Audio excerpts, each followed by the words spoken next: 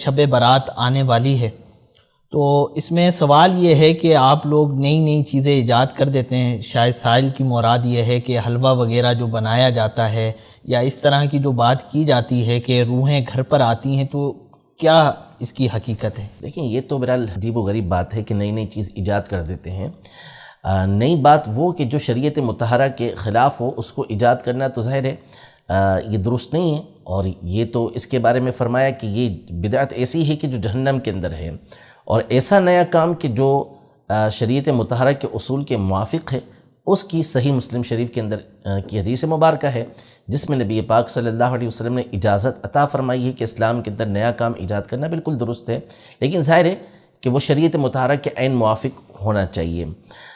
باقی رہا حلوہ بنانا، تو ظاہر ہے کہ مومن میٹھا ہوتا ہے اور میٹھے کو پسند کرتا ہے، تو وہ چاہے وہ شب برات کے اندر بنایا جائے، شب معراج کے اندر بنایا جائے، یا کسی بھی دن بنایا جائے، بنانے میں کوئی حرج نہیں ہے. جو اعتراض کرتا ہے وہ بھی حلوہ کھاتا ہے، جس پر اعتراض کیا جاتا ہے وہ بھی حلوہ کھاتا ہے. ہو سکتا ہے اعتراض کرنے والے زیادہ کھاتے ہوں، اور شاید جو ہے وہ بیچتے بھی زیادہ ہی وہ لوگ ہوں کہ جو اعتراض کرتے ہیں. تو اعتراض جو ہے وہ اعتراض جو کرتا ہے اس کے بارے میں عربی زبان کا ایک مشہور مقولہ ہے کہ المعترض کالاعمی. جو اعتراض کرنے والا ہوتا ہے وہ نابینا کی طرح ہوتا ہے، اندھے کی طرح ہوتا ہے، اس کو بس اعتراض کرنا مقصود ہوتا ہے.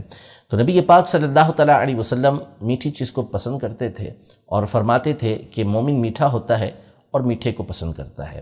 تو میٹھا کبھی بھی بنایا جائے، کسی بھی دن آپ بنائیں، اچھی نیت کے ساتھ بنائیں گے، ثواب بھی ملے گا اس پہ اور کھانا بھی اس کا درست ہوگا.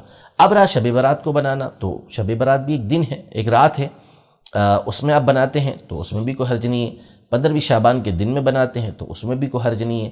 ہاں، کوئی ناجائز کام اس میں آپ کر رہے ہیں، حرام مال کمایا ہوا ہے جس سے اس سے آپ بنا رہے ہیں، یا اس کے اندر کوئی حرام چیز استعمال کر رہے ہیں، تو وہ ایک الگ بات ہے. لیکن کوئی بھی ایسا نہیں کرتا. حلال طیب مال سے حلال طیب چیزیں بنائی جاتی ہیں، اور حلال طیب چیز کھانے کا قرآن مجید فرقان حمید کے اندر حکم موجود ہے. باقی یہ رہا کہ پہلوں نے نہیں کیا اب آپ کرتے ہیں، تو بہت ساری چیزیں ہیں. شادی میں مختلف قسم کے کھانے بنائے جاتے ہیں، پہلوں نے کبھی ایسے نہیں بنائے. سنت کی نیت سے شادی کرے، نکاح کرے اور اس کے اندر وہ بہترین کھانے بنائے، نہ صحابہ سے ثابت، شادی حال میں جس طرح ہمارے یہاں کچھ بھی نہیں، ایسا کچھ بھی نہیں ہوتا تھا پچھلے زمانے کے اندر. لیکن اب بڑے بڑے لوگ جو اعتراض کرنے والے ہیں وہ بھی اسی طریقے کے معاملات کر رہے ہوتے ہیں، تو پھر وہ بھی بند کر دینا چاہیے. حالانکہ کوئی بھی اسے بند نہیں کرتا. تو اس سے دین کے اندر کسی طرح کا کوئی خلل نہیں ہے، یہ دین کے کسی بھی طرح خلاف نہیں ہے. تو لہذا اس طرح کا عمل کرنے میں کوئی حرج نہیں ہے. عام طور پہ قرآن پڑھا جاتا ہے، قرآنی آیات صورتیں پڑھی جاتی ہیں، فاتحہ پڑھا جاتا ہے، اور یہ بھی نبی پاک صلی اللہ تعالیٰ علیہ وسلم سے ثابت ہے کہ کھانا سامنے موجود تھا. آپ علیہ السلام نے حضرت جابر رضی اللہ عنہ کے گھر پر باقاعدہ پڑھا، اور اس میں آپ نے اپنا لعاب دہن تک ملایا، جس کی وجہ سے اس کھانے کے اندر برکت ہو گئی. تو نبی پاک صلی اللہ علیہ وسلم کا پڑھنا کیا تھا؟ ظاہر ہے کہ اللہ پاک کا نام ہی لیا ہوگا، قرآن کی آیتیں ہی پڑھی ہوں گی، یہ فاتحہ پڑھنے کا ثبوت موجود ہے.